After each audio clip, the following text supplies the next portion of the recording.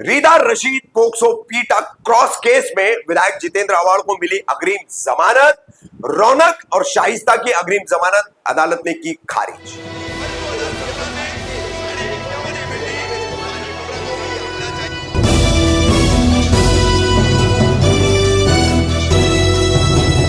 रफीक कामदार हिंदुस्तानी reporter में आपका स्वागत है। 4 अप्रैल शनिवार को थाने सेशन कोर्ट द्वारा रीदा रशीद पोक्सो पीटा क्रॉस केस में पहले रीदा रशीद पर कुछ महिलाओं ने उनसे देह व्यापार करने का आरोप लगाते हुए उनके खिलाफ मुमरा पुलिस स्टेशन में पीटा और पोक्सो केस भरवाया था।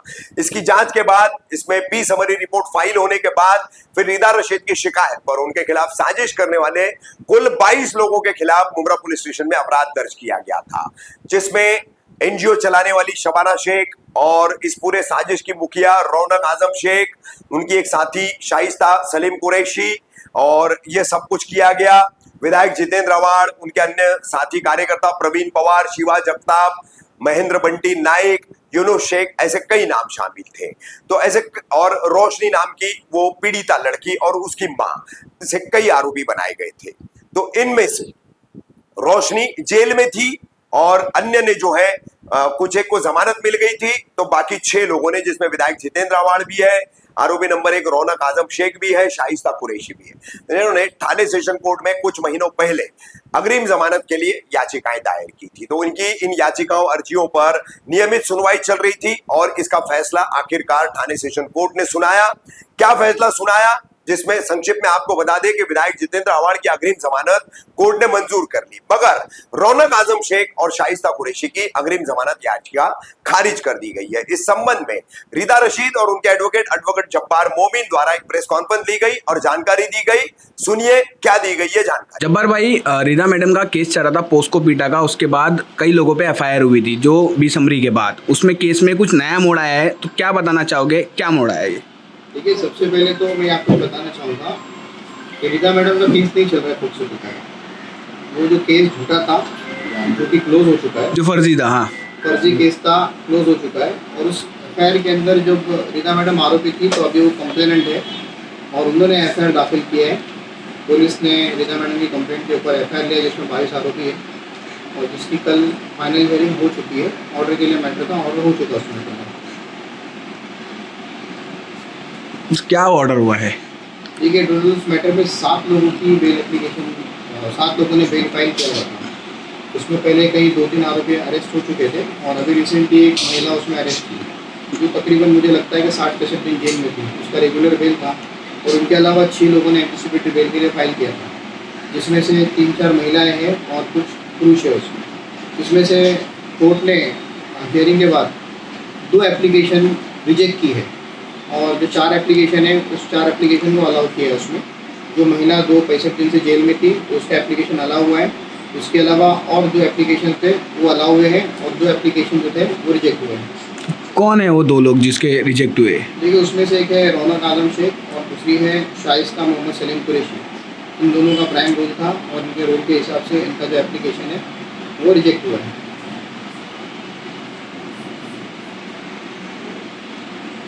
हो गया ना। तो बाकी लोगों को कैसा अलाउ हुई है बेल?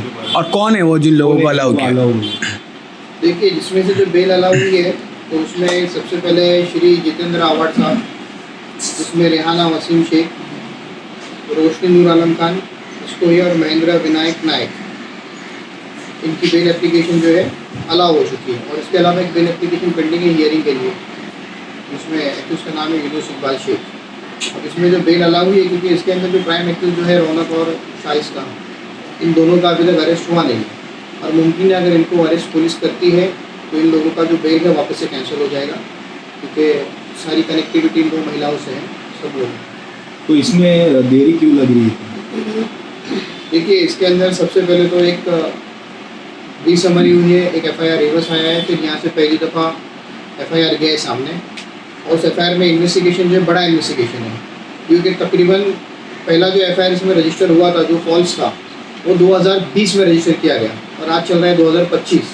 तकरीबन 2-2.5 साल के इन्वेस्टिगेशन के बाद वो एफआईआर जो है झूठा साबित हुआ। उसमें रिपोर्ट फाइल हुई, रिपोर्ट फाइल होने के बाद फिर एफआईआर हुआ और उसमें 22 आरोपी बने। 22 के अलावा और भी लोगों का इसमें रोल है।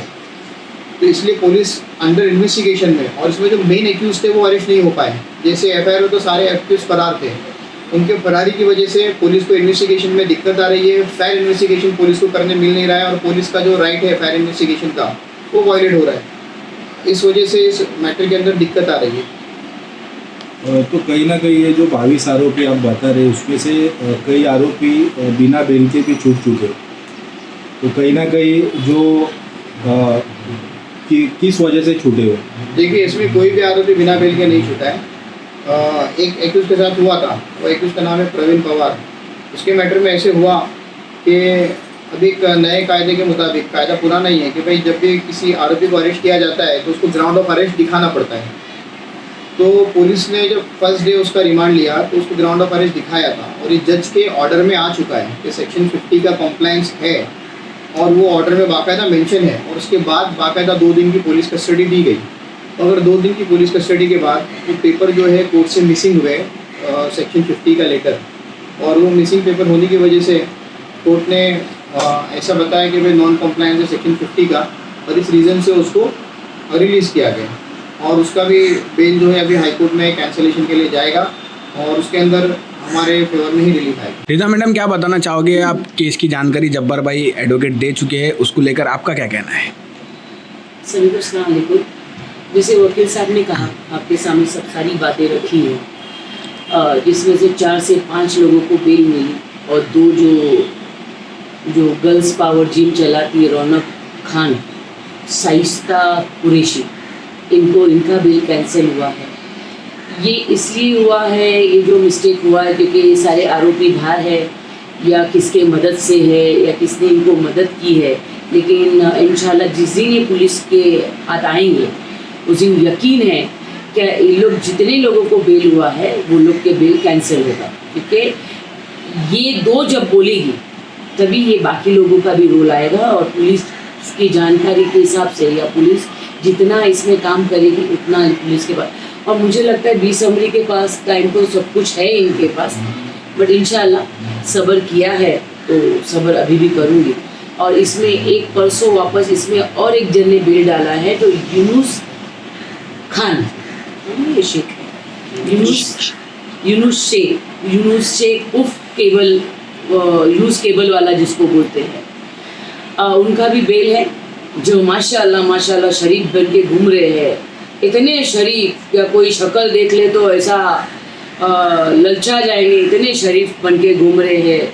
लेकिन शर्म नहीं आई दूसरों की बेटियों का वीडियो बना के, रात के 1:30 बजे दूसरों की बेटियों का वीडियो बना के वायरल करने में, और सामने वाली औरत को बदनाम करने में, जो औरत रिधा रशीद थी। ऐसे इंसान लोगों ने भी बेल डाला है, मतलब आरोपी है।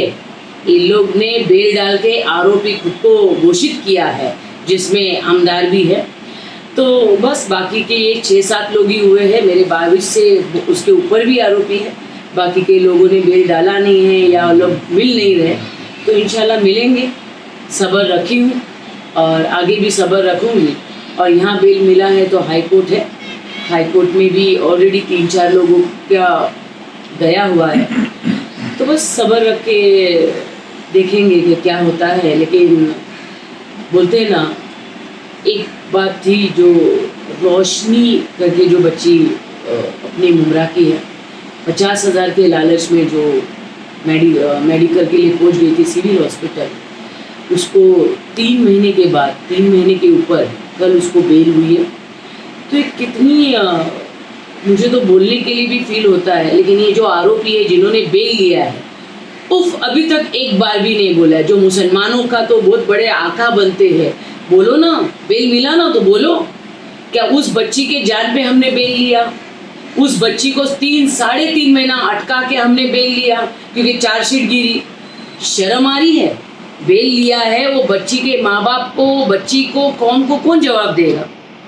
बेशर्मो, जवाब दो। क्यों भुरकेदार बच्चियों को, नकाबदार बच्चियों को इस्तेमाल किया आप लोगों ने? जवाब दो। जवाब यहाँ नहीं दोगे तो वहाँ तो देना पड़ेगा। यहाँ जितनी शाइनिंग मारनी है मार दो, लेकिन वहाँ तो अल्लाह जवाब लेके रहेगा। मैडम, हमें ऐसे सूत्रों के अनुसार पता चला है कि जो आपके ऊपर केस किए थे, जो मैटर आपका चालू है, उसमें कहीं ना कहीं सेटलमेंट की बात हुई है, आपको टिकट देने की बात हुई है, ये सब बात हमें सूत्रों के अनुसार पता चला है। कितनी सच्चाई है इसमें? बहुत कोशिश हुई है, बहुत ट्राई हुआ है, अच्छे अच्छे लोगों के तरफ से ट्राई हुआ है, लोगों ने जैसे आपने कहा बहुत कुछ हुआ है, लेकिन मेरे खून में गलत है नहीं, बेईमानी नहीं है। मैंने जब नहीं किया था तो मैं बेल के लिए भी नहीं गई थी, ये आप लोग के सामने है। ये जितने आरोपी है बेल के लिए गए हैं ये भी आपके सामने है। तो उन्होंने किया था, उनको जवाब भी मैंने दिया है।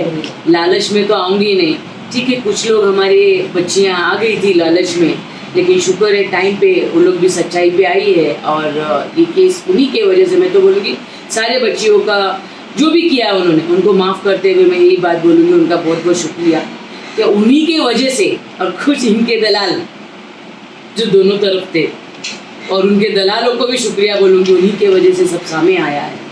लेकिन वो सारी बातें वो करते रहे और करते रहते हैं, उससे कोई फ़र्क नहीं पड़ता।